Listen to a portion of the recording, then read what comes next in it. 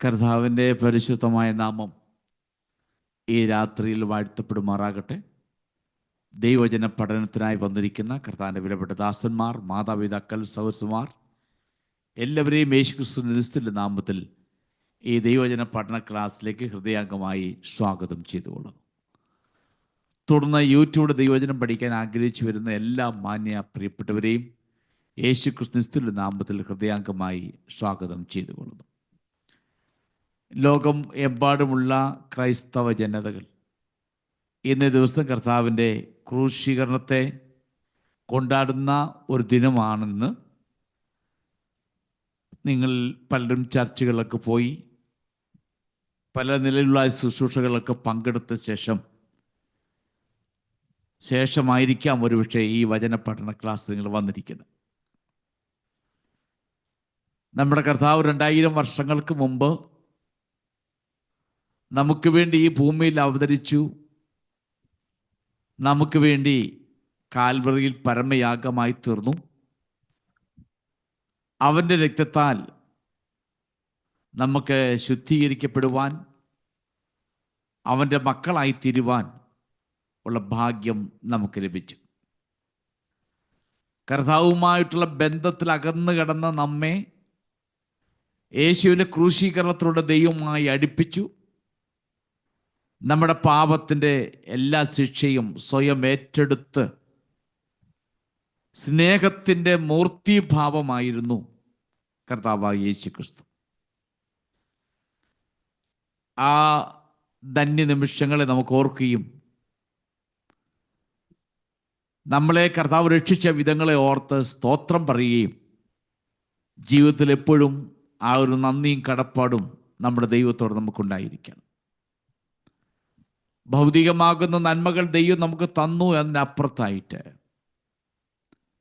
അതനുഭവിക്കുവാൻ, ദൈവിക സന്തോഷവും സമാധാനം അനുഭവിപ്പാൻ നമ്മെ തിരഞ്ഞെടുത്ത ദൈവത്തിന് മക്കളാക്കി തീർക്കുവാൻ കാരണമായി തീർന്ന ക്രിസ്തുവിൻ്റെ ക്രൂശീകരണത്തെ നാം എന്നും ഹൃദയത്തിൽ ഓർക്കുന്നവരും അതിന് നന്ദി പറയുന്നവരും ആയിരിക്കണം. അതിനുവേണ്ടി നമ്മുടെ ജീവിതത്തിൽ ദൈവം സഹായിക്കട്ടെ ഞാൻ ആഗ്രഹിക്കുകയും പ്രാർത്ഥിക്കുകയും ചെയ്തു.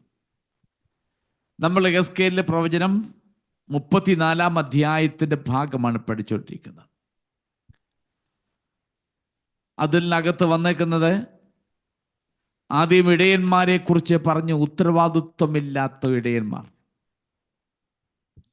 അവർക്കുണ്ടാകുന്ന ന്യായവിധികളെ കുറിച്ചൊക്കെ പറഞ്ഞിട്ട് ദൈവം തന്നെ അവരെ ഇടയനായി തീരുകയും ആടുകൾക്ക് അനുഗ്രഹിക്കപ്പെട്ട മേച്ചിൽപ്പുറങ്ങളും കുടിക്കാനുള്ള വെള്ളവും അതിൻ്റെ ക്രമീകരണങ്ങളൊക്കെ നൽകി. എന്നാൽ ഈ ഭാഗത്തേക്ക് വരുമ്പോൾ, കഴിഞ്ഞ ആഴ്ച നമ്മൾ പഠിച്ച ഭാഗത്തേക്ക് വരുമ്പോൾ ഇങ്ങനെ വായിക്കുന്നത്, ഞാൻ ആടുകൾക്കും തമ്മിൽ ന്യായവിധി നടത്തും, കോലാടും ചെമ്മരിയാടിനും ഇടയിൽ ന്യായവിധി നടത്തും എന്ന് പറയുന്നുണ്ട്. അതായത് ദൈവം നിരുത്തരവാദിത്വമുള്ള ഇടയന്മാരിൽ നിന്നും ഈ ആടുകളെ രക്ഷിച്ച് നല്ല മേച്ചിൽപ്പുറങ്ങളിലേക്ക് വിട്ടപ്പോൾ, കുടിക്കാൻ നല്ല തെളിഞ്ഞ വെള്ളമുള്ള സ്ഥലത്തേക്ക് വഴി ഒരുക്കി കൊടുത്തപ്പോൾ, ആടുകൾ അവിടെ ചെന്നിട്ട് തിന്നു. അവസാനം തിന്നതിന് ശേഷം ഇനി ഇതിവിടുന്ന് ആരും തിന്നാൻ പാടില്ല എന്ന് പറഞ്ഞ് ആ പുല്ല് ചവിട്ടി മെതിച്ച് കളഞ്ഞതായിട്ടാണ് ദൈവത്തിന് അവർ രേഖപ്പെടുത്തിയിരിക്കുന്നത്.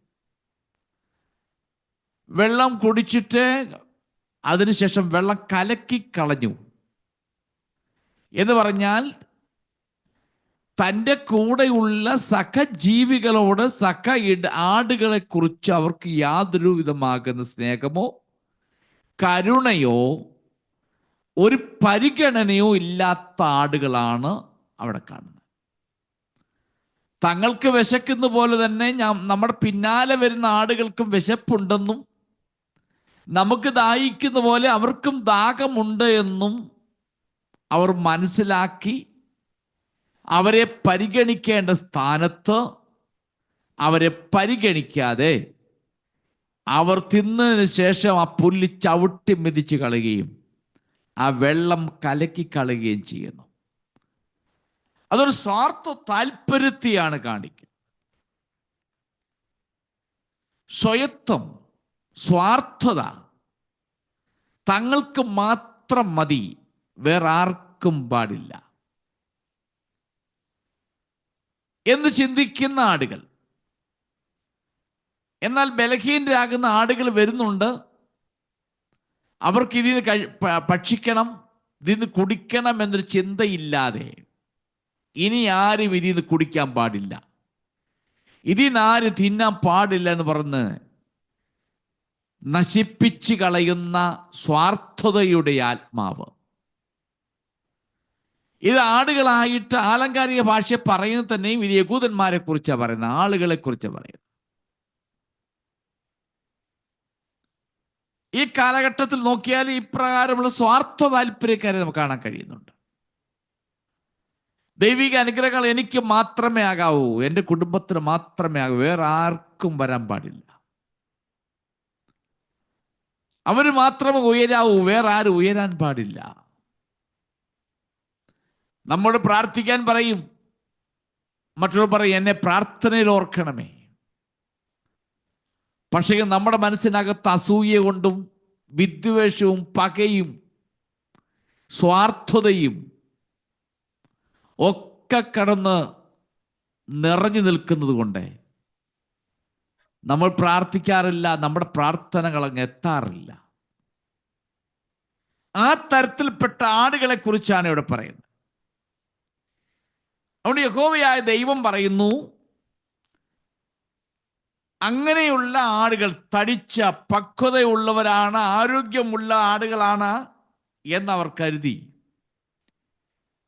എന്നാൽ അവർ പിന്നീട് വരുന്ന ബലഹീനരായിരിക്കുന്ന ആടുകളോട് കരുണ കാണിക്കുകയോ സ്നേഹം കാണിക്കുകയോ ചെയ്യാതെ അവർ ഭക്ഷിക്കേണ്ടതായ ഭക്ഷണ സാധനങ്ങൾ അവർ ചവിട്ടി മെതിച്ച് കളയുന്നു. അതുകൊണ്ട് യഹോവയായ ദൈവം ചോദിക്കുന്നൊരു ചോദ്യമുണ്ട്, അവർ ചവിട്ടി മെതിച്ചതിനെയാണോ പിന്നീട് വരുന്ന ആടുകൾ ഭക്ഷിക്കേണ്ടത്? അവിടെ വായിക്കുന്നു, അവർ നിങ്ങൾ കാലുകൊണ്ട് ചവിട്ടിയതിനെയാണോ എൻ്റെ ആടുകൾ എന്ന് ചോദിക്കുന്നത്, എൻ്റെ ആടുകൾ കഴിക്കേണ്ടത്? നിങ്ങൾ കലക്കിക്കളഞ്ഞ വെള്ളത്തെയാണോ എൻ്റെ ആടുകൾ കുടിക്കേണ്ടത്? അതുകൊണ്ട് യഹോവയെ ദൈവം പറയും, ഞാൻ തന്നെ തടിച്ച ആടുകൾക്കും മെലിഞ്ഞ ആടുകൾക്കും മധ്യേ ന്യായം വിധിക്കും. ദീനം പിടിച്ചവയെ നിങ്ങൾ പരക്കെ ചിതറിക്കുവോളം നിങ്ങൾ എന്തോ ചെയ്തു? നിങ്ങൾ പാർശ്വം കൊണ്ടും തോള് കൊണ്ട് ഉന്തി അവയെ കൊമ്പ് കൊണ്ട് ഇടിക്കുന്നതിനാൽ ഞാൻ എൻ്റെ ആട്ടിൻകൂട്ടത്തെ രക്ഷിക്കും. ഈ തിന്നുന്ന പുൽമേടുകളും വെള്ളവും നശിപ്പിച്ച മാത്രമല്ല, തിന്നു കൊടുത്തു കഴിഞ്ഞപ്പോൾ അഹങ്കാരം മൂത്തിട്ട് ഞാൻ വലിയവനാണെന്ന് പറഞ്ഞിട്ട് പാവപ്പെട്ട ബലഹീനരായിരിക്കുന്ന ആടുകളെ കണ്ടിട്ട് അതിന് നേരെ ചെന്നിട്ട് ഈ തോള് പൊക്കി അതിനെ തട്ടിവിടുകയാണ്. എന്നിട്ട് കൊമ്പ് കൊണ്ട് കുത്തി അതിനെ എവിടെയോ ഓടിച്ച് ചിതറിച്ച് കളയുകയാണ്. ഈ തരത്തിൽപ്പെട്ട ആടുകളെ ഞാൻ ന്യായവിധി നടത്തുമെന്ന് പറയുന്നു. ഇത് യഹൂദന്മാരുടെ ഇടയിൽ ആ കാലഘട്ടത്തിൽ ഉണ്ടായിരുന്നതാണ്. അതുകൊണ്ട് യഹോവയായ ദൈവം പറയും, എൻ്റെ ആടുകൾ അങ്ങനെ നിങ്ങൾ ഇടിക്കുന്നതിനാൽ ഞാൻ എൻ്റെ ആട്ടിൻകൂട്ടത്തെ രക്ഷിക്കും എന്നൊരു തീരുമാനത്തിലേക്ക് വന്നു. ആദ്യം രക്ഷിച്ചത് നിരുത്തരവാദിത്വപരമായിരിക്കുന്ന ഇടയന്മാരുടെ കയ്യിൽ നിന്നും യഹോവയായ ദൈവം ആ സ്ഥാനം ഏറ്റെടുത്ത് യഹോവയായ ദൈവം അവരുടെ ഇടയനായി മാറി. ഇപ്പോൾ വന്നപ്പോൾ എന്നിട്ട് ആ ആട്ടുകൂട്ടം മൊത്തം എൻ്റേതാണെന്ന് കരുതി ദൈവം ആ നിലയിൽ പരിഗണന കൊടുത്ത് അവർക്ക് വേണ്ടതെല്ലാം കൊടുത്തു മുൻപോട്ട് വന്നപ്പോൾ അവരിൽ ഒരു വിമത ഗ്രൂപ്പ് ഉണ്ടായിട്ട് ഞങ്ങൾ തിന്നേൻ്റെ ബാക്കി ഇവിടെ ആരും തിന്നണ്ട, സ്വാർത്ഥ താല്പര്യക്കാരായി മാറിയിട്ട് ബലഹീനരിക്കുന്ന ആടുകൾക്ക് ഒന്നും കിട്ടാതായി വരികയും അവരെ കൊമ്പ് കൊണ്ട് കുത്തി പാർശ്വം കൊണ്ട് തള്ളുന്ന, ഉന്തുന്ന, പേടിപ്പിക്കുന്ന അനുഭവത്തിലൂടെ പോയി അവരെ ചിതറിച്ച് കളയുന്നു. ഇപ്പോൾ ഇവിടെ ആടുകൾ രണ്ടായി വിഭജിക്കപ്പെടുന്നു.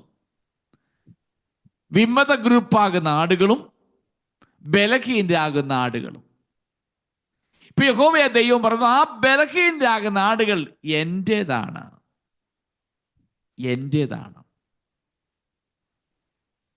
അവിടെ വായിക്കുന്നു, ഞാൻ എൻ്റെ ആട്ടുകൂട്ടത്തെ രക്ഷിക്കും, അവ ഇനിയും ഇരയായി തീരുകയില്ല. ഞാൻ ആടിനും മധ്യ ന്യായം വിധിക്കും എന്ന് വളരെ വ്യക്തമായി പറയുകയാണ്. ഈ രാത്രി ഇതിനകത്തു നിന്നും ഒരു ദൈവിക ആലോചന ഞാൻ പറഞ്ഞുകൊള്ളട്ടെ. നമ്മുടെ കൂടെ ഉള്ളവർ, നമ്മുടെ കൂടെ സഹകരിക്കുന്നവർ, നമ്മുടെ കൂടെ ഒരുമിച്ച് നടക്കുന്നവർ, വേല ചെയ്യുന്നവർ, ഒരുമിച്ച് ആരാധിക്കുന്നവർ, ഈ നിലയിലുള്ള പ്രവർത്തനത്തിലൂടെ നമ്മെ ഒതുക്കുവാൻ ശ്രമിക്കുമ്പോൾ, നമ്മെ ഒറ്റപ്പെടുത്തുവാൻ ശ്രമിക്കുമ്പോൾ, നമുക്ക് ലഭിക്കേണ്ട നന്മകളും നമുക്ക് ലഭിക്കേണ്ട വഴികൾ അവർ അടച്ചു കളയാൻ ശ്രമിക്കുമ്പോൾ, ഇന്ന് രാത്രി ഓർത്തുകൊള്ളണം, നമുക്ക് ജീവിക്കുന്ന ഒരു നല്ല ഇടയനുണ്ട്. ആ ഇടയൻ പറയുന്നു, ഞാൻ എൻ്റെ ജനത്തെ രക്ഷിക്കും, ഞാൻ എൻ്റെ ജനത്തെ രക്ഷിക്കുമെന്ന് പറയുന്നുണ്ട്. ഞാൻ ഇനിയും അവരെ ആർക്കും ഇരയാക്കി കൊടുക്കുകയില്ല. ഇത്ര നാൾ ഞാൻ അവരെ ഉപദ്രവിച്ചു. അവർ കുടിക്കാൻ വെള്ളമില്ലാതെ കലക്കിക്കളയുന്നു. പാർശ്വം കൊണ്ട് അവർ ഉയർത്തി അവരെ ഉന്തുന്നു, കൊമ്പ് കൊണ്ട് കുത്തുന്നു. വിവിധ നിലകളിൽ ബലഹീനരായിരിക്കുന്ന ആളുകളെ ഉപദ്രവിക്കുന്ന ഈ സമൂഹത്തിന് നടുവിൽ നിങ്ങൾ ഏതെങ്കിലും വിധത്തിൽ നിങ്ങൾ ബലഹീനരാണെങ്കിൽ, നിങ്ങൾ ചൂഷണം ചെയ്യപ്പെടുന്നു, നിങ്ങൾ എക്സ്പ്ലോയിറ്റഡ് ആയിട്ടുണ്ടെങ്കിൽ, നിങ്ങൾ ഏതെങ്കിലും വിധത്തിൽ അബ്യൂസ് ചെയ്തിട്ടുണ്ടെങ്കിൽ, ഇന്ന് പകൽക്കാലം രാത്രിക്കാലം ഓർത്തുകൊള്ളണം, യഹോവയായ ദൈവം, നല്ല ഇടയനായ കർത്താവ് നമുക്ക് വേണ്ടിയുണ്ട്. ബലഹീനരാകുന്ന ആടുകളെ താങ്ങി നടത്തുവാൻ കഴിയുന്ന ശക്തനായ ഒരു ഇടയൻ നമുക്കുണ്ട്. അതുകൊണ്ട് ലോകപ്രകാരം നമ്മെ ആരും സഹായിച്ചില്ലെങ്കിലും, സഹായിക്കേണ്ടവർ മാറി നിന്ന് നമ്മെ ഒറ്റുകൊടുത്താലും, നമ്മെ പല നിലകളിൽ നിന്ദിച്ചാലും ആക്ഷേപിച്ചാലും, ഇന്ന് നാം ഓർത്തിരിക്കേണ്ട വസ്തുത, ഒരു ബലഹീനരെ താങ്ങുന്ന നല്ലൊരിടയൻ നമുക്ക് വേണ്ടിയുണ്ട് എന്ന യാഥാർത്ഥ്യം ഈ രാത്രി ഓർത്തോളും. നല്ല ഇടയൻ ആടുകൾക്ക് വേണ്ടി തന്നെ ജീവനെ കൊടുക്കത്തക്ക നിലയിൽ തയ്യാറായി നിൽക്കുന്നൊരിടയൻ, ആ ഇടയൻ നമുക്കുണ്ട്. ഇനി ആ ഇടയൻ ചെയ്യാൻ പോകുന്ന വസ്തുതകളെ കുറിച്ചാണ് നമ്മൾ പഠിക്കാൻ വേണ്ടി പോകുന്നത്. ഇത് പ്രാവചനികമാകുന്ന ചില വാക്യഭാഗങ്ങളാണത്. ഇതുവരെ അത് നിവർത്തീകരിക്കപ്പെട്ടിട്ടില്ല. ഇനി അത് നിവർത്തീകരിക്കപ്പെടുവാൻ പോകുന്നതേ ഉള്ളൂ. അതുകൊണ്ട് 23ഉം 24ഉം വാക്യം ഒന്ന് വായിച്ച്. യെഹെസ്കേൽ പുസ്തകം 34-ാം അധ്യായത്തിന്റെ 23ഉം 24ഉം. അവയെ മേയിക്കേണ്ടതിന് ഞാൻ ഒരേ ഇടയനെ അവയ്ക്കായി നിയമിക്കും, എന്റെ ദാസനായ ദാവീദിനെ തന്നെ. അവൻ അവയെ മേയിച്ച് അവയ്ക്കിടയനായിരിക്കും. അങ്ങനെ യഹോവയായ ഞാൻ അവർക്ക് ദൈവവും എന്റെ ദാസനായ ദാവീദ് അവരുടെ മധ്യേ പ്രഭുവും ആയിരിക്കും. യഹോവയായ ഞാൻ അത് അരുളി ചെയ്തിരിക്കുന്നു. ഇവിടെ ഞാനൊരു ഇടയനെ സ്ഥാപിക്കും, ഇടയനെ കൊണ്ടുവരും, അവർക്ക് വേണ്ടി ഇടയനെ ആക്കുമെന്ന് പറയാണ്. ഇവിടെ വീണ്ടും നമുക്ക് കാണാൻ സാധിക്കുന്ന യഹോവയായ ദൈവം ഒരു പുതിയ ഉടമ്പടിയിലേക്ക് പ്രവേശിക്കാൻ വേണ്ടി പോവുകയാണ്. ആ പഴയ ഉടമ്പടി ഒന്ന് റിഫ്രഷ് ചെയ്തിട്ട്, ഒന്ന് റിന്യൂ ചെയ്തിട്ട്, അതിൻ്റെതായ കാര്യാദികളാണ് ഇവിടെ പറയുന്നത്. വീണ്ടും ഒരു പുതിയ ഉടമ്പടിയിലേക്ക് യഹോവയായ ദൈവം ആടുകളും തമ്മിൽ ചെയ്യാൻ പോകുന്ന ഒരു പുതിയ ഉടമ്പടിയുടെ പദപ്രയോഗങ്ങളാണ് ഈ വാക്യങ്ങളും തുടർന്നുള്ള വാക്യങ്ങളിൽ നമുക്ക് കാണാൻ വേണ്ടി പോകുന്നത്. ഈ അധ്യായങ്ങൾ നമുക്ക് കാണാൻ കഴിയുന്നത് അത്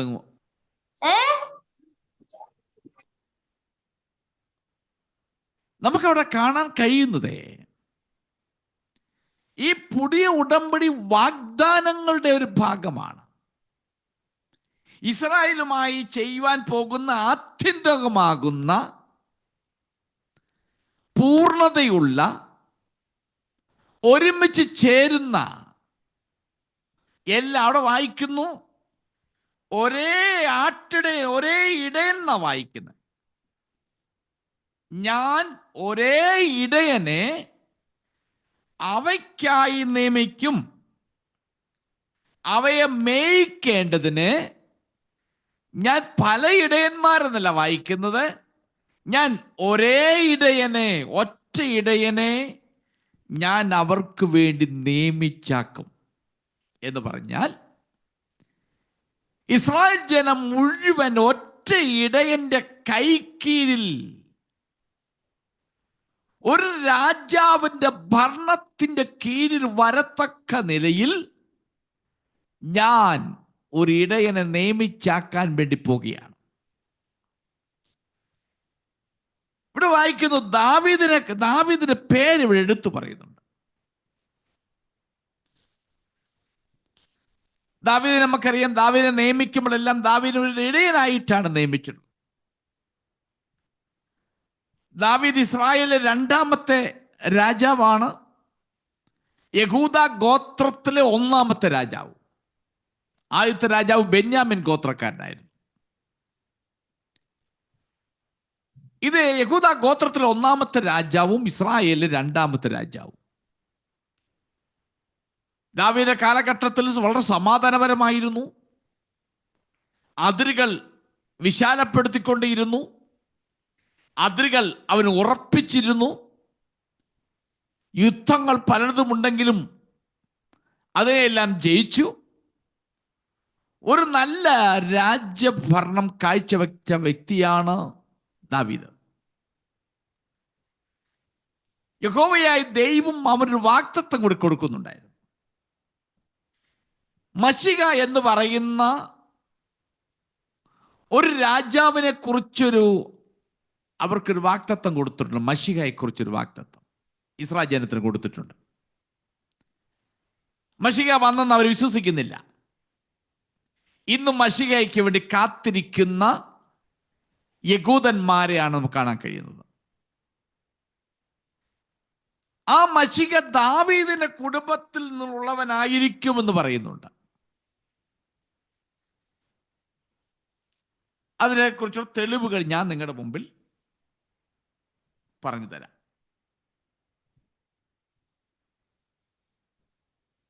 യഹോവ ദാവീദ് എന്ന പേര് ഇവിടെ ഉപയോഗിച്ചിരിക്കുന്നത് കൊണ്ട് ഇത് മശികയോടുള്ള ബന്ധത്തിൽ പറയുന്ന ഒരു പ്രവചനമാണ്. 2 ശമൂവേൽ പുസ്തകം 7-ാം അധ്യായത്തിന്റെ 16-ാമത്തെ വാക്യം ഒന്ന് വായിച്ചേ. 2 സാമുവേൽ ചാപ്റ്റർ 7 വേഴ്സ് 16. നിന്റെ ഗൃഹവും നിന്റെ രാജ്യത്വവും എന്റെ മുമ്പാകെ എന്നേക്കും സ്ഥിരമായിരിക്കും, നിന്റെ സിംഹാസനവും എന്നേക്കും ഉറച്ചിരിക്കും. അവിടെ ഒന്നുകൂടെ വായിച്ചു തന്ന്. നിന്റെ ഗ്രഹവും കേൾക്കത്തില്ലേ ഫസ്റ്റ്? ഇപ്പോൾ വിട്ടു പോകുന്നുണ്ട്. വായിച്ചു. നിന്റെ ഗൃഹവും നിന്റെ രാജ്യത്വവും എന്റെ മുമ്പാകെ എന്നേക്കും സ്ഥിരമായിരിക്കും, നിന്റെ സിംഹാസനവും എന്നേക്കും ഉറച്ചിരിക്കും. അവിടെ വായിക്കുന്നത് എന്നേക്കും നിലനിൽക്കും. നിന്റെ രാജ്യവും രാജ്യത്വം എന്നേക്കും നിലനിൽക്കും. അത് ഉറച്ചു നിൽക്കും. രാജ്യത്തിന് ചെങ്കോൽ നീങ്ങിപ്പോകയില്ല എന്നും ദാവീദ് ഗ്രഹത്തിന് ദൈവം കൊടുക്കുന്ന ഒരു പ്രോമിസാണ്, ഒരു വാഗ്ദത്തമാണ്. ഇനി പുതിയ നിയമത്തിലേക്ക് വരുമ്പോൾ ലൂക്കോസ് സുവിശേഷം 1-ാം അധ്യായത്തിന്റെ 32-33 വാക്യം. Luke chapter 1 verses 32 and 33. അവൻ വലിയവനാകും, അത്യുന്നതന്റെ പുത്രൻ എന്ന് വിളിക്കപ്പെടും. കർത്താവായ ദൈവം അവന്റെ പിതാവായ ദാവീദിന്റെ സിംഹാസനം അവന് കൊടുക്കും. അവൻ യാക്കോബ് ഗൃഹത്തിന് രാജാവായിരിക്കും. അവന്റെ രാജ്യത്തിന് അവസാനം ഉണ്ടാകുകയില്ല എന്ന് പറഞ്ഞു. നോക്കൂ, ഇവിടെ യേശു കർത്താവ് ജനിക്കുന്നതിന് മുൻപ് മറിയോട് പറഞ്ഞ ഒരു ദൈവിക ആലോചനയാണിത്, വാഗ്ദത്തമാണിത്.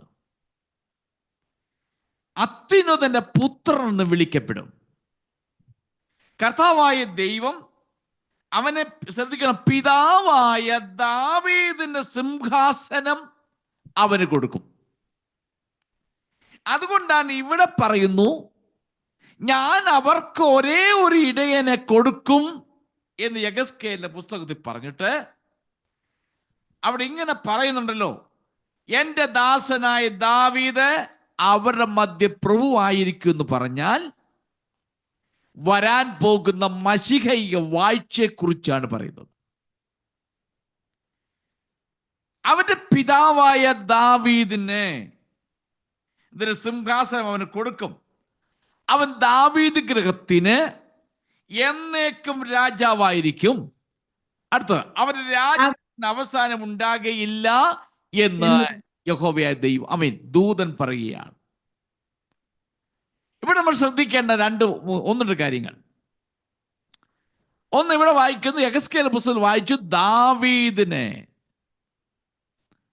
നമ്മൾ ശമൂവേൽ പുസ്തകത്തിൽ വന്നപ്പോൾ ദാവീദിന് ദൈവം കൊടുക്കുന്ന ഒരു ഉറച്ച വാഗ്ദത്തമുണ്ട്, എന്നേക്കും രാജ്യത്വം നിലനിൽക്കും.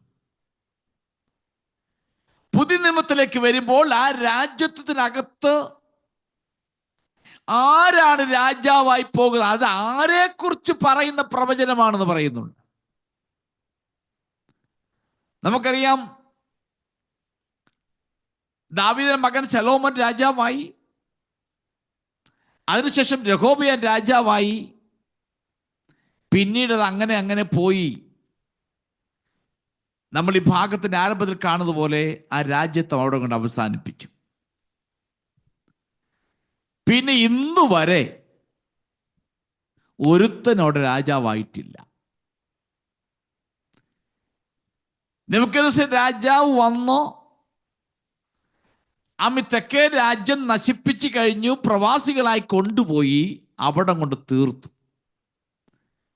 അവർ മടങ്ങി വന്നിട്ട് ആലയം പണിതിട്ടും വീട് പണിതാലും ശരി, ഒരു രാജ്യഭരണം അവിടെ നടന്നിട്ടില്ല. അത് അവിടെ കൊണ്ട് അവസാനിച്ചു. അപ്പൊ അങ്ങനെയെങ്കിൽ ആ പറഞ്ഞ സിംഹാസനം സ്ഥിരമായിരിക്കും എന്നൊക്കെ പറയുന്ന ആരെക്കുറിച്ച് പറയുന്നു ചോദിച്ചാൽ, പുതിയ നിയമത്തിൽ അതിന് ഉത്തരം തരുന്നുണ്ട്. 1-ാം അധ്യായം 32-33 വായിച്ചു. ഞാൻ അവന്റെ രാജ്യത്തിന് അവസാനം ഉണ്ടാകുകയില്ല, ദാവീദിന് സിംഹാസനം ഞാൻ അവന് കൊടുക്കും. അങ്ങനെയെങ്കിൽ വളരെ വ്യക്തമായും വളരെ കൃത്യമായും മനസ്സിലാക്കാൻ കഴിയുന്ന ഒരു പരാമർശമാണ് ഇത്. മശിഹയെക്കുറിച്ച് പറയുന്ന പ്രവചനമാണ് എന്ന് പറഞ്ഞാൽ, ഇസ്രായേൽ രാഷ്ട്രം മുഴുവൻ ഒറ്റ ഇടയന്റെ കീഴിൽ വരും. ലോക രാജ്യങ്ങൾ മുഴുവൻ ഒറ്റ ഇടയന്റെ കീഴിൽ വരും. ഈ പ്രവചനം നിവർത്തീകരിക്കപ്പെട്ടിട്ടില്ല, താമസമില്ല അത് നിവർത്തിക്കപ്പെടും. ഇത് 1000 ആണ്ട് വാഴ്ചയിൽ, സഹസ്രാബ്ദ വാഴ്ചയിൽ നടക്കാൻ പോകുന്നതാണ്. ദാവീദ് രാജാവിന്റെ സിംഹാസനം അത് മശിഹയ്ക്ക് വേണ്ടി മാറ്റപ്പെടുന്നു. ഈ വാഗ്ദത്തങ്ങളുടെ ഒരു പൂർത്തീകരണത്തിലേക്ക് അത് നയിക്കപ്പെടുന്നു. 1-2 വേദഭാഗം നമുക്ക് വായിക്കാം. യെശയ്യാ പ്രവചനം 55-ാം അധ്യായത്തിന്റെ 3-4 വാക്യം ഒന്ന് വായിക്കാം. ഐശയ്യാ ചാപ്റ്റർ 55 verses 3 and 4. നിങ്ങൾ ചെവി ചായിച്ച് എന്റെ അടുക്കൽ വരുവീൻ, നിങ്ങൾക്ക് ജീവൻ ഉണ്ടാകേണ്ടതിന് കേട്ടുകൊള്ളുവീൻ. ദാവീദിന്റെ നിശ്ചല കൃപകൾ എന്ന ഒരു ശാശ്വത നിയമം ഞാൻ നിങ്ങളോട് ചെയ്യും. ദാവീദിന് വേണ്ടിയുള്ള ബന്ധത്തിൽ ഒരു ശാശ്വത നിയമം ഞാൻ ചെയ്യും. അവിടെ വായിക്കുന്നത് ദാവീദിനോടുള്ള ബന്ധം. ദാവീദിനോട് എന്തോ ചെയ്തത്? നിന്റെ രാജ്യത്വം സ്ഥിരമായിരിക്കും, അതെന്നേക്കും ഉള്ളതായിരിക്കും എന്ന് പറഞ്ഞ ആ ശാശ്വത നിയമം, ആ നിയമം അത് ഞാൻ നിങ്ങളുടെ അനുഗ്രഹത്തിന് വേണ്ടി ഞാനത് കൊടുക്കുമെന്ന് പറയുന്നുണ്ട്. ഇനി നമുക്ക് യെരമ്യാ പ്രവചനം 30 8-9 വാക്യം വായിച്ച്. അന്ന് ഞാൻ അവന്റെ മുഖം നിന്റെ കഴുത്തിൽ നിന്ന് ഒടിച്ച് ബന്ധനങ്ങളെ അറുത്ത് കളയും. അന്യന്മാർ ഇനി അവനെ കൊണ്ട് സേവ ചെയ്യുകയുമില്ല എന്ന് സൈന്യങ്ങളുടെ യഹോവയുടെ അരുളപ്പാട്. അവർ തങ്ങളുടെ ദൈവമായ യഹോവയെയും ഞാൻ അവർക്ക് എഴുന്നേൽപ്പിപ്പാൻ രാജാവായ ദാവീദിനെയും സേവിക്കും. അവർ ശ്രദ്ധിച്ച് വായിക്കണം. ഒന്ന് നിർത്തി ആ ഭാഗം ഒന്ന് പറയണേ ഒന്നുകൂടെ. അതായത് ഒന്ന് വായിച്ചേ ആ ഭാഗം ഒന്നുകൂടെ നിർത്തി. അന്ന് ഞാൻ അവന്റെ മുഖം നിന്റെ കഴുത്തിൽ നിന്ന് ഒടിച്ച് ബന്ധനങ്ങളെ അറുത്ത് കളയും. ആ മുഖങ്ങളെ ഒടിച്ച് അറുത്ത് കളയെന്ന് പറഞ്ഞ വിദേശ ആധിപത്യത്തിന്റെ കീഴിലാണ്, ബാബിലോൺ സാമ്രാജ്യത്തിന്റെ കീഴിലാണ്. ബാബിലോണിൽ പ്രവാസത്തിലേക്ക് ജനങ്ങൾ പോയി. ഇനി അടുത്തത് ഒടിച്ച് ബന്ധനങ്ങളെ അറുത്ത് കളയും. അന്യന്മാർ ഇനി അവനെ കൊണ്ട് സേവ ചെയ്യിക്കുകയുമില്ല. അന്യന്മാരിനിയും അവനെ കൊണ്ട് സേവിക്കത്തിപ്പിക്കത്തില്ല എന്ന് പറഞ്ഞാൽ ഈ ജനത്തെ ഇവിടുന്ന് വിളിച്ച് പ്രവാസത്തിൽ കൊണ്ടുപോയി അവിടെ ചെന്ന് അവന്റെ വേല ചെയ്യിപ്പിക്കുകയാണ്. 430 വർഷക്കാലം പ്രവാസികളായി ഈജിപ്തിൽ അവന്റെ ജോലി ചെയ്യിപ്പിച്ചു. ഇവർ ബാബിലോണിലേക്ക് പോയി 70 വർഷം അവന്റെ ജോലികൾ ചെയ്യിപ്പിച്ചു. അവർ അതിനുശേഷം മടങ്ങി വന്ന ശേഷം AD 70 ലോകത്തിന്റെ പല ഭാഗങ്ങളിലേക്ക് ചിതറിപ്പോയി. പോയിടത്തൊക്കെ അവരെ കൊണ്ട് അടിമ വേലകൾ ചെയ്യിപ്പിച്ചു, അവരെ ടോർച്ചർ ചെയ്തു, അവരെ കൊന്നു. അതുകൊണ്ട് ഇവിടെ വരാൻ പോകുന്ന മശിഹയുടെ വാഴ്ചയെ കുറിച്ച് യെരമ്യാ പ്രവാചകൻ കൊടുക്കുന്ന ഒരു വാഗ്ദത്തത്തിന്റെ സൂചനയാണത്. ആ ഭാഗമായി ചെയ്യും. അവർ തങ്ങളുടെ ദൈവമായ യഹോവയെയും ഞാൻ അവർക്ക് എഴുന്നേൽപ്പിപ്പാനുള്ള രാജാവായ ദാവീദിനെയും സേവിക്കും. എഴുന്നേൽപ്പിക്കുവാൻ പോകുന്ന ഈ പ്രവചനം പറയുമ്പോൾ ദാവീദ് ഓൾറെഡി വന്നു ഭരിച്ചു പോയി. എന്നാൽ ദാവീദിന് സിംഹാസനം കിടപ്പുണ്ട് അവിടെ. അതിനകത്ത് പുറത്ത് ആരും കയറിയിട്ടില്ല. ആ സിംഹാസനത്തെ കുറിച്ചാണ് പറയുന്നത്. ആ ദാവീദിനെ കുറിച്ചുള്ള ഭാഗം പറയുമ്പോൾ അതിന്റെ അർത്ഥം ദാവീദിനോട് പറഞ്ഞ ആ സിംഹാസനം, ആ ദാവീദിനെയും അവർ അനുസരിച്ച് കീഴ്പ്പെട്ടു പോകും എന്ന് പറഞ്ഞാൽ വരുവാൻ പോകുന്ന മശിഹായ വാഴ്ചയെ കുറിച്ചാണ് പറയുന്നത്. ഇനി ഹോശേയ പ്രവചനം 3-ാം അധ്യായത്തിന്റെ 5-ാമത്തെ വാക്യം കൊണ്ട് വായിക്കാം. ഹോശേയ ചാപ്റ്റർ 3 വേഴ്സ് 5. പിന്നത്തേതിൽ ഇസ്രായേൽ മക്കൾ തിരിഞ്ഞ് തങ്ങളുടെ ദൈവമായ യഹോവയെയും തങ്ങളുടെ രാജാവായ ദാവീദിനെയും അന്വേഷിക്കും. ഭാവി കാലത്ത് അവർ ഭയപ്പെട്ടും കൊണ്ട് യഹോവയെങ്കിലേക്ക് അവന്റെ നന്മയെങ്കിലേക്കും വരും. ഇത് വരാൻ പോകുന്ന, സംഭവിക്കാൻ പോകുന്ന ഒരു കാര്യമാണിത്. ഇതിൻ്റെ ഒരു സൂചന നമ്മൾ സക്കറിയാവിന്റെ പുസ്തകത്തിൽ പഠിച്ചായിരുന്നു. അന്ന് അവർ കുത്തിയവെങ്കിലേക്ക് നോക്കും. അവർ ഭയവികലരായി കഴിയുമ്പോൾ അവർ മേൽ യാചനയുടെയും കൃപയുടെയും ആത്മാവിനെ പകരുകയും അവർ കുത്തിയവെങ്കിലേക്ക് നോക്കി ദൈവത്തോട് നിലവിളിക്കുന്ന ഒരു ഭാഗം നമ്മൾ സക്കറിയാവിന്റെ പുസ്തകത്തിൽ പഠിച്ചിരുന്നു. അതിന്റെ അവസാനത്തിലാണ് നമുക്ക് കണ്ടത് കർത്താവ് തന്റെ ശിഷ്യന്മാരും ദൂതന്മാരുമായി ഒരു മലയിലേക്ക് ഇറങ്ങി വരുന്ന ഭാഗം നമ്മൾ പഠിച്ചത്. അങ്ങനെയെങ്കിൽ മശിഹ, വരാൻ പോകുന്ന മശിഹയെക്കുറിച്ചും മശികയുടെ വാഴ്ചയെക്കുറിച്ചും ആ ഭാഗത്തെക്കുറിച്ചാണ് പറഞ്ഞത്. പറഞ്ഞാൽ ഇസ്രായേൽ ജനം ഭയന്നു കഴിയുകയാണ്. അവർ ഭീതിക്കടിമയാണ്, ഇന്നും ഭീതിയിലാണ്. സ്വതന്ത്ര രാഷ്ട്രമായി തീർന്നാലും ഇസ്രായേൽ ഇന്നും ഭയത്തിന് കീഴിലാണ്. എന്നാൽ അവർ അന്വേഷിക്കാൻ പോകുന്നൊരു ദിവസമുണ്ട്. അവർ ഇപ്പോഴും ചിന്തിക്കുന്ന മശിക വരുമെന്നുള്ളതല്ലാതെ മശിക വന്ന് അവർക്ക് വേണ്ടി മരിച്ചു അടക്കപ്പെട്ടു എന്നവർ വിശ്വസിക്കുന്നില്ല.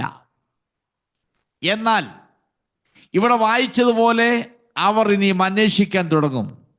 എപ്പോൾ? സെക്കര്യാവിന്റെ പുസ്തകത്തിൽ വായിക്കുന്ന പോലെ കൃപയുടെയും ആത്മാവ്, യാചനയുടെയും ആത്മാവിനെ അവരുടെ മേൽ പകർന്നു കഴിയുമ്പോൾ അവർ മശികയെ അന്വേഷിക്കാൻ തുടങ്ങും. അവർ മനസ്സിലാക്കും, ഞങ്ങളുടെ പിതാക്കന്മാർ കുത്തിക്കൊന്ന, ഞങ്ങളുടെ പിതാക്കന്മാർ ക്രൂശിച്ച, ഞങ്ങളുടെ പിതാക്കന്മാർ തലയിൽ മുൾക്കിരീടം വെച്ച് തറച്ച് കൊന്ന, ഞങ്ങളുടെ പിതാക്കന്മാർ കുന്തം കൊണ്ട് കുത്തി കൊന്ന ആ മശിക, അവങ്കിലേക്ക് അവർ തിരിഞ്ഞു നോക്കാൻ തുടങ്ങും.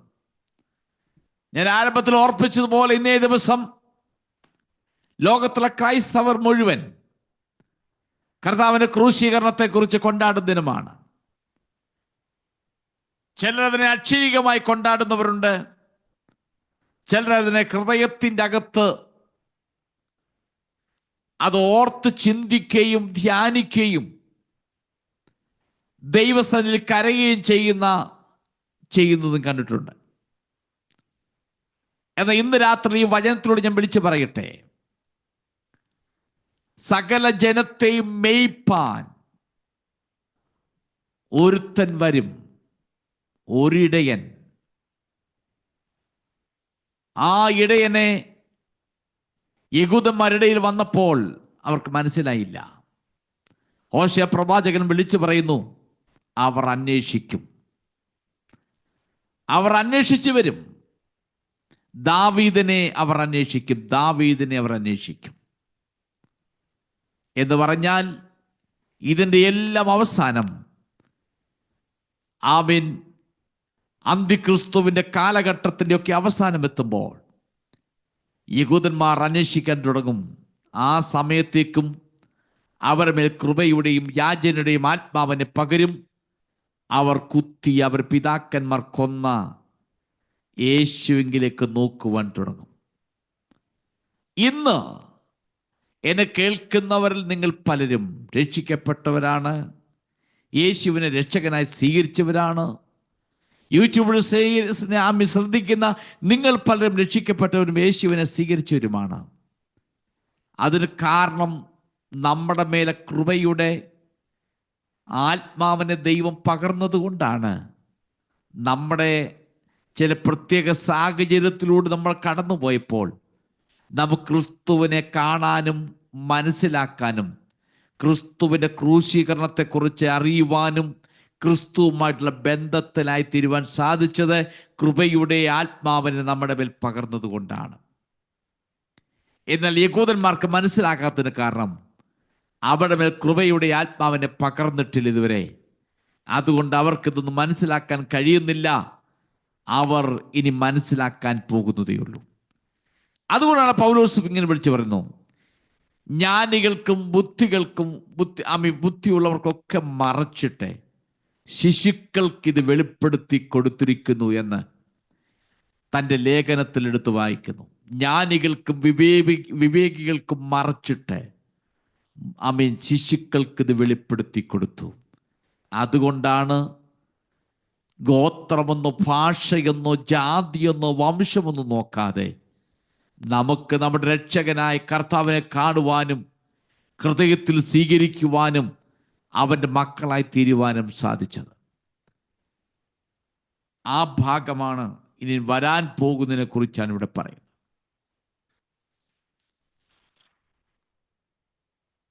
അതുകൊണ്ട് വരാൻ പോകുന്ന മശികൈക വാഴ്ചയെക്കുറിച്ച്, 1000 ആണ്ട് വാഴ്ചയെക്കുറിച്ച്, സഹസ്രാബ്ദ വാഴ്ചയെക്കുറിച്ചൊക്കെ വിളിക്കും.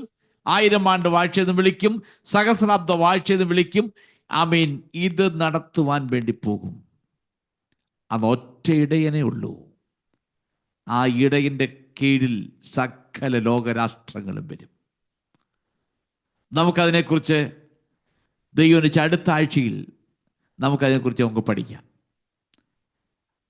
അതുകൊണ്ട് അതിന് ജസ്റ്റ് ഒന്നൊരു ഭാഗം ഒന്ന് പറഞ്ഞ് ഈ രാത്രിയിൽ നമുക്ക് ഈ ചിന്തയോട് നിർത്താം. അതിന് 25-ാമത്തെ വാക്യം ഒന്ന് വായിച്ച്. ഞാൻ അവയോട് ഒരു സമാധാന നിയമം ചെയ്ത് ദുഷ്ടമൃഗങ്ങളെ ദേശത്തു നിന്ന് നീക്കിക്കളയും.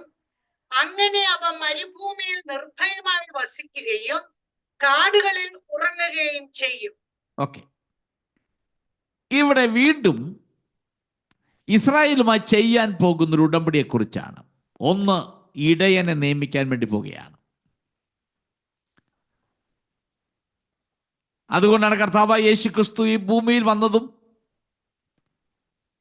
കർത്താവ് ആവർത്തിച്ച് പറഞ്ഞതും, ഞാൻ നല്ല ഇടയനാകുന്നു, ആടുകൾക്ക് വേണ്ടി ജീവനെ കൊടുക്കുന്നു. രോഗികളെ കണ്ടപ്പോൾ സൗഖ്യമാക്കി, ഇടയില്ലാത്ത ആടുകളെ കണ്ടപ്പോൾ അവരെ ഉപദേശിക്കാൻ തുടങ്ങി. അവൻ നല്ല ഇടയനായ ക്രിസ്തു ജനത്തിന്റെ പാപത്തിനു വേണ്ടി, പരിഹാരത്തിനു വേണ്ടി കാൽവറിയിൽ നമുക്ക് വേണ്ടി തകർക്കപ്പെട്ടു. ഇവിടെ വീണ്ടും ഒരു ഉടമ്പടിയിലേക്ക് പ്രവേശിക്കാൻ വേണ്ടി പോവുകയാണ്. അടുത്തവിടെ വായിക്കുന്നത്, ഞാൻ ഇസ്രായേൽ എന്ന രാജ്യത്തിനെ ഒരു സമാധാന ഉടമ്പടി ചെയ്യാൻ വേണ്ടി പോവുകയാണ്. ഈ അധ്യായം അവസാനിപ്പിക്കുമ്പോഴേക്കും ഈ 25 മുതൽ 31 വാക്യങ്ങൾ ഒരു പുനഃസ്ഥാപിതമായിരിക്കുന്ന ഒരു ജനതയുടെ, അവരെക്കുറിച്ച് യഹോവയായ ദൈവം ചെയ്യുന്ന സമാധാന ഉടമ്പടിയെ കുറിച്ചാണിത്. ഒരു ഇസ്രായേലിന്റെ പുനരുദ്ധാരണത്തെക്കുറിച്ച്, ഒരു സ്ഥാപിതമായിരിക്കുന്ന ജനതയെക്കുറിച്ച്, ആ ജനതയുടെ കണ്ടീഷൻ, അവരുമായി ചെയ്യാൻ പോകുന്ന ഉടമ്പടിയെക്കുറിച്ചാണ് ഇവിടെ വായിക്കുന്നത്. ഇനി 31-ാമത്തെ വാക്യം വരെയും ശ്രദ്ധിക്കുമ്പോൾ ആ ഉടമ്പടികൾ ഒന്നൊന്നായി കാണാൻ കഴിയും. അതെല്ലാം സഹസ്രാബ്ദ വാഴ്ചയിൽ നടക്കാൻ പോകുന്ന വസ്തുതകളാണ്. ദൈവം അനുവദിച്ചാൽ അടുത്ത ആഴ്ചയിൽ ഞാൻ ഈ ഭാഗം എടുക്കാൻ കർത്താവ് ശരണപ്പെടുന്നു. നമ്മുടെ കണ്ണുകളെ നമുക്ക് അടയ്ക്കാം. നമുക്കൊന്നിൻ്റെ കാര്യങ്ങൾ ദൈവത്തിൽ ഓർക്കാം. ഒന്ന്, അവർക്ക് കാണാൻ കഴിവില്ലാതെ പോയപ്പോൾ നമുക്ക് കാണാൻ സാധിച്ചു. അവർക്ക് ഗ്രഹിപ്പാൻ കഴിയാതെ പോയപ്പോൾ, ഒരു വിദ്യാഭ്യാസവുമില്ലാത്ത, ന്യായപ്രമാണം എന്തെന്നറിയാത്ത നമുക്ക് ക്രിസ്തുവിനെ കാണാൻ കഴിഞ്ഞു. ന്യായപ്രമാണം അറിഞ്ഞില്ലെങ്കിലും നമുക്ക് ക്രിസ്തുവിനെ കാണാൻ കഴിഞ്ഞു. ക്രിസ്തുവിനെ ജീവിതത്തിൽ അനുഭവിക്കുവാൻ കഴിഞ്ഞു. ക്രിസ്തു നമ്മുടെ ഇടയനായി തീർന്നു. നമുക്കൊറ്റ ഇടയനേ ഉള്ളൂ, നമ്മുടെ കർത്താവായ യേശു ക്രിസ്തു. ഇന്നത്തെ സഭയിൽ സഭയുടെ ഏക ഇടയൻ, ശ്രേഷ്ഠ ഇടയൻ, ഒറ്റ ഇടയൻ, അത് കർത്താവായ യേശു ക്രിസ്തു മാത്രമാണ്. ഓരോ സമുദായങ്ങളും ഓരോ സഭകളും കെട്ടിപ്പടുത്ത് ഉയർത്തുന്ന ഒരു ഹയറാർക്കിക്ക് സിസ്റ്റത്തിലുമുള്ള ഒരു ലീഡറും നമ്മുടെ ഇടയനല്ല. ഒറ്റ ഇടയനെ ലോകത്തിലുള്ളൂ. നമുക്ക് വേണ്ടി അവസാനത്തുള്ളി രക്തം വരെ ഊറ്റിത്തന്ന നമ്മുടെ കർത്താവ് മാത്രമേ നമ്മുടെ ഇടയനായിട്ടുള്ളൂ.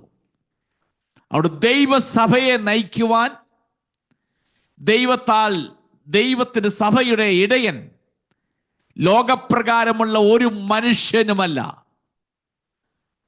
നമ്മുടെ കർത്താവ് മാത്രമാണ് നമ്മുടെ ഇടയൻ. ആ ഇടയന്റെ കീഴിലാണ് നമ്മളെല്ലാവരും. നമ്മളായിരുന്ന അവസ്ഥയിൽ നിന്നും നമ്മെ രക്ഷിച്ച്, ഇരുട്ടിന്റെ അധികാരത്തിൽ നമ്മെ വിടുവിച്ച്, സ്നേഹസ്വരൂപന പുത്രന്റെ രാജ്യത്തിൽ നമ്മെ ആക്കി വെച്ചിരിക്കുകയാണ്. നമ്മുടെ മേൽ കർത്തൃത്വം നടത്തുന്ന ലോകത്തിലെ ഒരുത്തനുമല്ല, സ്വർഗത്തിലെ ഇടയൻ നമ്മുടെ കർത്താവ് മാത്രമാണ്. മറ്റൊന്ന്, നാം ഇവിടെ വായിച്ചതുപോലെ ഇന്ന് ഈ കാണുന്ന ഭരണകൂടങ്ങളെല്ലാം മാറ്റപ്പെട്ടിട്ട്, ഇന്ന് ലോകത്തിൽ നടക്കുന്ന സകല ഭരണകൂടങ്ങൾക്ക് ഒരു മാറ്റം സംഭവിച്ചിട്ട്, ലോകരാഷ്ട്രങ്ങൾ മുഴുവൻ ഒറ്റ ഇടയന്റെ അധികാരത്തിന് കീഴിൽ വരാൻ പോകുന്ന ഒരു വലിയ നിമിഷമുണ്ട്. അതിനെക്കുറിച്ചുള്ള ഭാഗമാണ് ഇവിടെ പറയുന്നത്. എല്ലാ രാഷ്ട്രീയക്കാരും എല്ലാ നേതാക്കന്മാരും പറയുന്നു, സമത്വ സുന്ദരമാകുന്നൊരു ഭരണം ഇതുവരെ ആരും കാഴ്ചവെച്ചിട്ടില്ല, ഇനിയും ആരെക്കൊണ്ട് അത് ചെയ്യുവാനും കഴിയത്തില്ല. എന്നാൽ ശ്രേഷ്ഠ ഇടയനായി ക്രിസ്തു മശിഹയായി രാജാവായി ഭൂമിയിൽ ഭരണമേൽക്കുമ്പോൾ ഇവിടെ സമത്വ സുന്ദരമായിരിക്കും. ആ നല്ല നാളെ നമുക്ക് കാത്തിരിക്കാം. പ്രത്യാശയോടെ നമ്മുടെ സ്റ്റെപ്പുകൾ മുൻപോട്ട് വയ്ക്കാം. ഇന്ന് നമ്മൾ അനീതി നമുക്കെതിരെ വന്നിട്ടുണ്ടെങ്കിൽ, നമുക്ക് നീതി കെട്ടിട്ടില്ലെങ്കിൽ, നമ്മൾ പലപ്പോഴും ഉപദ്രവിക്കപ്പെട്ടിട്ടുണ്ടെങ്കിൽ, നമ്മൾ പലയിടത്തും ഒറ്റപ്പെട്ടിട്ടുണ്ടെങ്കിൽ, വിശ്വസിക്കുക, നീതി സൂര്യനെ കർത്താവ് ഉദിക്കുവാൻ സമയമായി. നീതിയോട് രാജ്യം ഭരിക്കുന്ന കർത്താവ് വരുവാൻ സമയമായി. ആ രാജ്യത്ത് എനിക്ക് നീതി ലഭിക്കും. ഇവിടുത്തെ ലോകരാഷ്ട്രങ്ങൾക്ക് നീതി തന്നില്ലെങ്കിലും എനിക്ക് അവിടെ നീതി ലഭിക്കും എന്ന പ്രത്യാശയോടെ നമ്മുടെ ഹൃദയം നിറയ്ക്കട്ടെ. നമ്മൾ കർത്താവ് വരുവാൻ സമയമായി. നമ്മെ തന്നെ ഒരുക്കാം, നമ്മെ തന്നെ കാത്തിരിക്കാം. ഈ വചനങ്ങൾ ആ ദൈവം നമ്മെ അനുഗ്രഹിക്കുമാറാകട്ടെ.